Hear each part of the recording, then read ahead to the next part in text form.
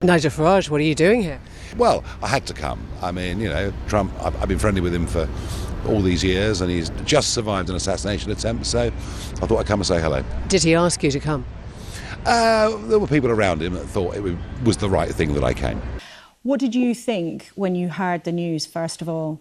Here's a chance to go back to July 2024, when Farage had just become the newly minted MP for Clacton and Trump had survived an assassination attempt. We've got two interviews here. Emily Maitlis puts Farage on the spot, whereas Laura Koonsberg dutifully serves up questions that Nigel can tuck into. It's an interesting listen, because Farage makes his first excuses why he's in America and not in Clacton. Especially as he's still not going to Clacton, but he's gone to the US countless times. As the global market crashes around us, will we still be hearing of this wonderful friendship between Farage and Trump? Well, I was very upset, and I'm still upset. I'm obviously pleased that my friend Donald's got away with it. Only just, but he's got away with it. I thought you were giving all your time to Clacton now as its newest MP. Well, I'm allowed to come to America on a trip like this, particularly in these circumstances. I mean, I had planned to come originally to America and to be here for a few months. And I made a decision, no, I'm going to run for Clacton. But given the circumstances, it was right that I came. And yet, somehow, I'm not shocked by it.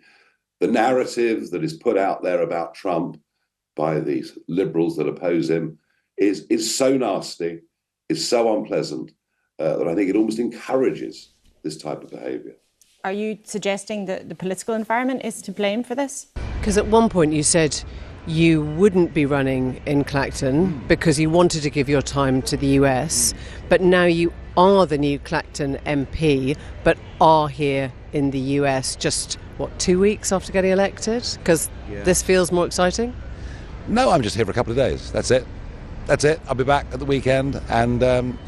Well, you can always pick out quotes. I mean, it was just a few weeks ago that Joe Biden said Trump must be put in the bullseye. No, I mean, look, what happened on Saturday could have been the most disastrous event.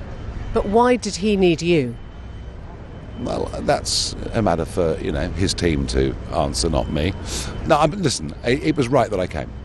But there is also a mainstream media narrative. And I'm afraid it's very, very one-sided. The BBC is a part of this. It's happening in this country. I mean, I've faced continual attacks for over a decade now because it's me. No one cares. Right for who? It was the right thing to do. I have friends. I don't know whether you do or not. Maybe you don't. But I have friends. One of the many times that I had a drink thrown at me, a comedian, so-called comedian on a BBC show says, well, why not battery acid?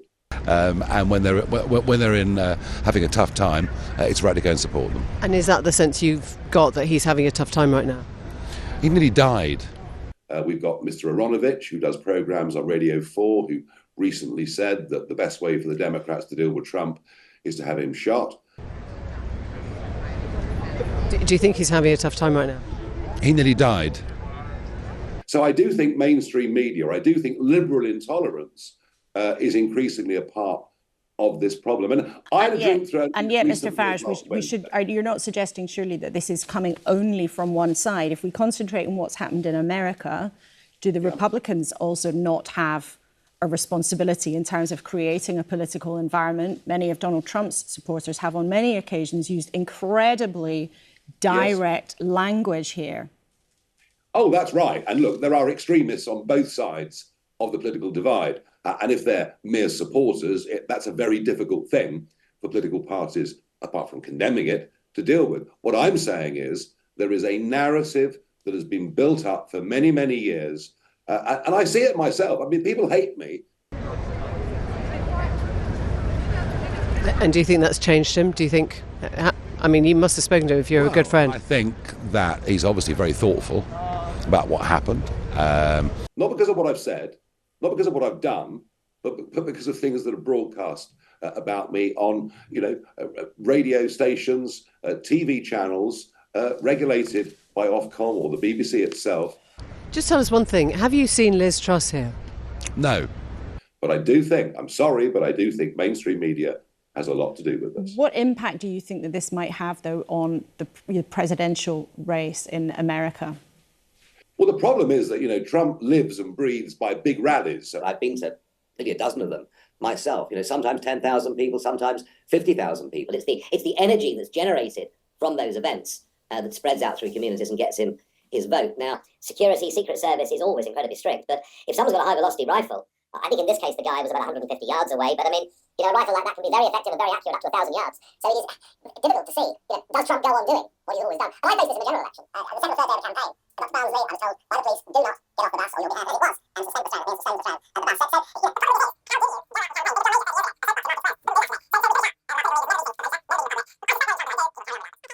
Click here for a video about projection and people voting for Farage.